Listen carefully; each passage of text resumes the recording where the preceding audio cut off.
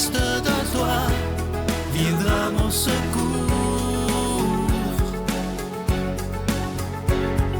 Viens semer dans mon âme le grain de l'amour. Je traverse un désert et je meurs de soif.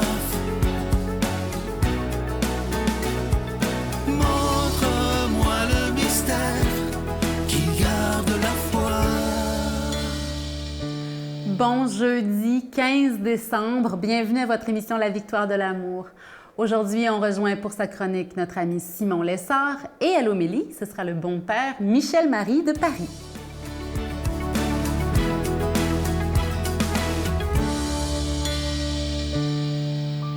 Bonjour tout le monde. Alors, au fur et à mesure qu'on approche de Noël, j'aimerais avec vous méditer sur ce grand mystère de Noël pour les prochaines semaines et on reviendra après pour continuer ma série de chroniques sur les vertus. Alors, j'aimerais voir avec vous comment Noël est une fête de la lumière, une fête de la paix et une fête de l'amour. Une fête de la lumière d'abord. On le sait un peu tous, hein? À Noël, on met des lumières, on décore. Le sapin à l'intérieur, à l'extérieur de la maison, on voit des belles lumières partout. Et pourquoi on fait ça? Hein? Un peu symboliquement parce que ce sont les jours les plus sombres de l'année. Hein? On fête Noël autour du solstice d'hiver, c'est-à-dire le moment où le jour est le plus court et la nuit est la plus longue. Et on fête Noël aussi à ce solstice d'hiver, ce moment où il y a un basculement dans la luminosité. C'est-à-dire qu'on passe des jours qui raccourcissent et tout d'un coup, les jours recommencent à rallonger. Pourquoi? Comme pour signifier que la lumière est toujours plus forte que les ténèbres, que la vérité est toujours plus forte que le mensonge, que la lumière de la foi va toujours l'emporter dans le combat contre les ténèbres du péché. Voilà d'abord pourquoi Noël est la fête de la lumière et pourquoi c'est important, oui, de mettre des lumières, pas juste pour que ce soit joli, mais pour signifier cette grande vérité. Noël est la fête de la lumière et c'est partout dans la liturgie, dans les paroles de Dieu, dans les messes de Noël. Au début de la messe de la nuit, vous allez entendre cette année à Noël le prophète Isaïe dire « Le peuple qui marchait dans les ténèbres a vu se lever une grande lumière et sur les habitants du pays de l'ombre, une lumière a resplendi. » Même chose à la fête de l'Épiphanie des rois mages. Hein? Vous aurez cette autre parole du prophète Isaïe. « Debout, Jérusalem resplendit, elle est venue ta lumière. Les nations marcheront vers ta lumière et les rois vers la clarté de ton aurore. » Eh bien, en parlant des mages aussi, vous vous souvenez, ils ont été guidés par la lumière d'une étoile pour trouver Jésus. Et voilà qu'au matin de Noël, le 25 décembre, si vous avez la joie d'aller à la messe, vous entendrez aussi le merveilleux prologue de Jean dans lequel on dit « La lumière brille dans les ténèbres et les ténèbres ne l'ont pas arrêté. Le Verbe était la vraie lumière qui éclaire tout homme en venant dans le monde. » Vraiment, nous sommes faits pour la lumière. Hein? Nous, les êtres humains, nous avons besoin de lumière biologiquement pour vivre. Sans la lumière, d'ailleurs, on ne peut pas voir. Et c'est pourquoi on associe la lumière à la connaissance. Et c'est la même chose en Dieu. On dit que Jésus, le Verbe de Dieu, la deuxième personne de la Trinité, représente la connaissance en Dieu, la sagesse de Dieu. Eh bien, c'est cette sagesse, cette connaissance divine qui, à Noël, vient sur terre, parmi nous, nous éclairer sur le sens de la vie, nous révéler toutes ces connaissances sur les plus grandes questions pour nous guider dans notre vie humaine, autant sur terre que jusqu'au ciel. Alors, voilà pourquoi Noël est une fête de la lumière. En Jésus qui dit « Moi, je suis la lumière du monde, celui qui me suit ne marchera pas dans les ténèbres, il aura la lumière de la vie. » Alors, cette année à Noël, je vous encourage à, oui, mettez beaucoup de lumière partout, mais surtout, ouvrez vos Bibles. La Bible, c'est la parole de Dieu, c'est la lumière par excellence qui peut vous éclairer sur le chemin de votre vie. Notre Père qui es aux cieux, que ton nom soit sanctifié, que ton règne vienne, que ta volonté soit faite sur la terre comme au ciel. Donne-nous aujourd'hui notre pain de ce jour.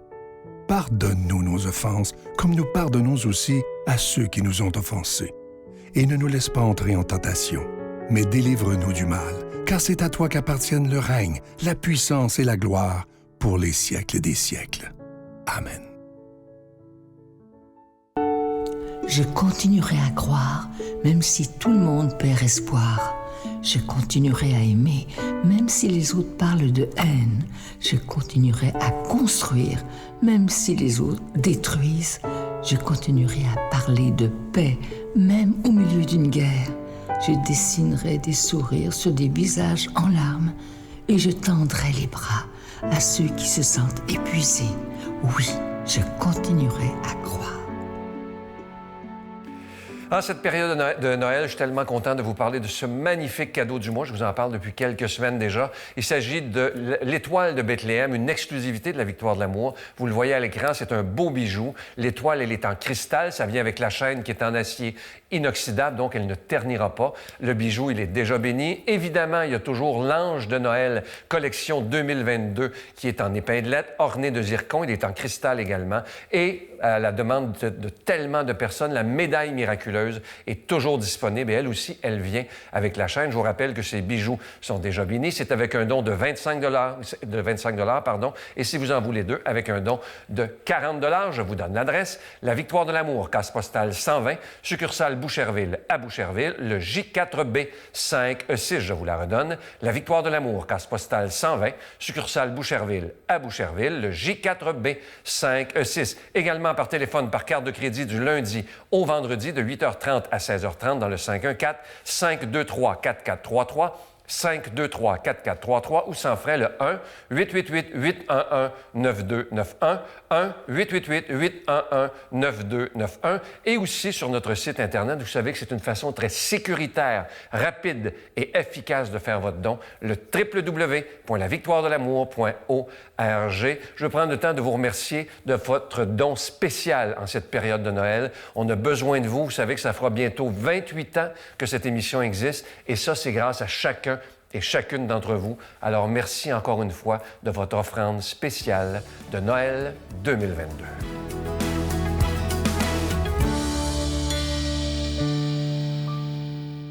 Mon Dieu, donnez-moi la sérénité d'accepter les choses que je ne peux changer, le courage de changer les choses que je peux et la sagesse d'en connaître la différence.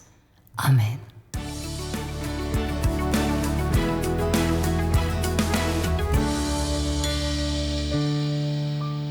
Chers amis, je suis très heureux de vous retrouver aujourd'hui en ce beau jeudi.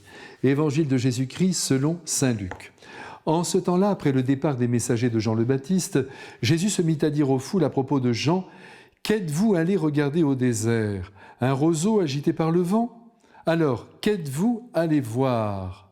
Un homme habillé de vêtements raffinés? Mais ceux qui portent des vêtements somptueux et qui vivent dans le luxe sont dans les palais royaux. Alors, qu'êtes-vous allés voir? Un prophète? Oui, je vous l'ai dit, eh bien, plus qu'un prophète. C'est de lui qu'il est écrit, « Voici que j'envoie mon messager en avant de toi pour préparer le chemin devant toi. » Je vous le dis, parmi ceux qui sont nés d'une femme, personne n'est plus grand que Jean. Et cependant, le plus petit dans le royaume de Dieu est plus grand que lui.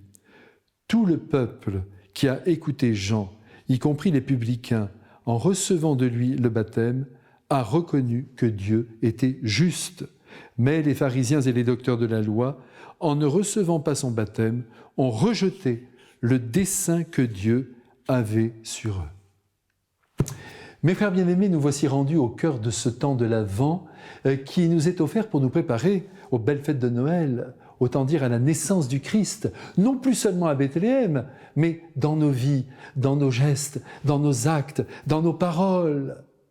Fêter Noël, ce n'est pas qu'un exercice de mémoire, c'est un appel à vivre l'Évangile qui, de ses conseils, doit venir envahir nos esprits, les secouer si cela s'avérait nécessaire, de manière à ce que nous soyons tous de nouveaux Christ, prolongeant son œuvre d'amour sur le temps et jusqu'aux extrémités du monde. Le christianisme n'est pas qu'une affaire de culte, de prière et même de messe. Même si l'Eucharistie est un lieu suprême de rencontre avec le Christ. Je vous rappelle tout de même que Jésus a institué l'Eucharistie seulement la veille du dernier jour de sa vie terrestre. Elle est précédée par 3 ans d'enseignement, 3 ans où l'esprit humain a plongé dans la personne de Dieu pour en découvrir la beauté et surtout pour s'imprégner de sa doctrine qui culmine dans l'amour de Dieu et dans l'amour du prochain. Un jour, le philosophe Kierkegaard rencontra un homme et lui demanda s'il était chrétien. Et celui-ci avait répondu « Mais bien sûr, allez voir à la paroisse, vous allez trouver les registres et vous allez trouver surtout mon nom. Oui, j'ai été baptisé. » En effet, cet homme était chrétien par le baptême. Mais cette réponse n'est évidemment pas suffisante. Il s'agit de le vivre, ce baptême, en se plongeant dans le Christ, de manière à essayer de vivre comme lui, avec l'intensité qu'exige l'amour. Saint Jean-Baptiste fait partie de ces êtres fabriqués dans la roche de Dieu. Rien ne l'arrête dans sa mission, vous l'avez vu. Il aime le Père, il aime le Fils, et il est conduit par l'Esprit Saint qui le pousse dans le désert et qui fait de lui, au dire du Christ, le plus grand des humains. C'est incroyable cet hommage que Jésus lui rend en le plaçant au sommet de l'humanité. Il est donc pour nous un modèle.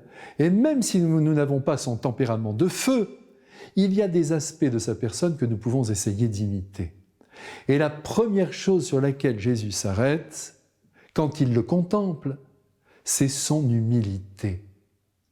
Il est le plus grand, dit Jésus, et pourtant le plus petit de tous les plus petits dans le royaume de Dieu. C'est en effet une grande leçon d'humilité que Jean-Baptiste nous donne en nous montrant vraiment ce qu'est cette vertu.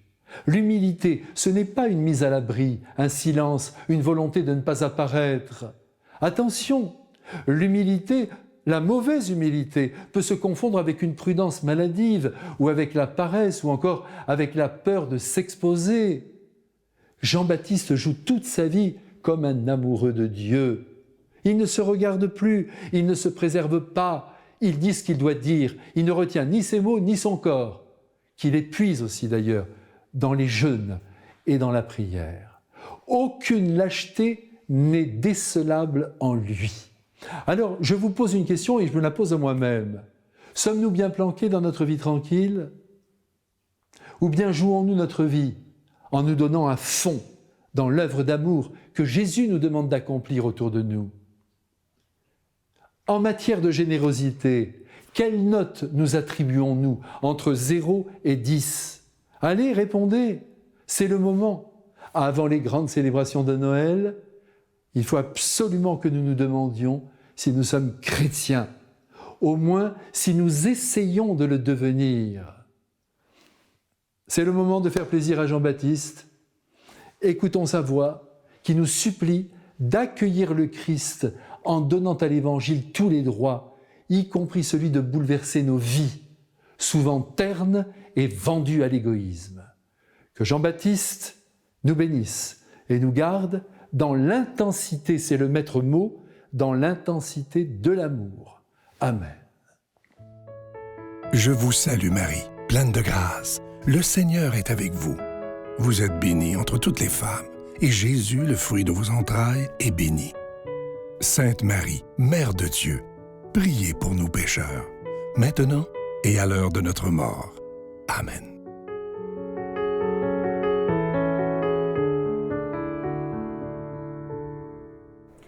En ce mois de décembre, on vous offre en échange d'un don de 25 $ cette étoile de Bethléem en cristal tchèque avec une croix, une chaîne en acier inoxydable qui ne ternira pas. C'est déjà béni. Et vous le savez, porter sur soi des objets bénis, c'est source de grâce, de bénédiction pour nous-mêmes et pour ceux qui le voient. Ça apporte un témoignage sans le faire paraître et moi je trouve ça magnifique. Un peu comme les rois mages ont été conduits par l'étoile jusqu'au Seigneur qui venait de naître. Ainsi, nos proches pourront dire « Wow, quelle belle petite étoile » et nous, on saura que c'est béni.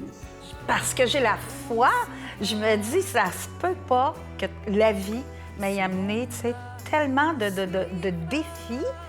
Puis là, j'arrive sur mon X.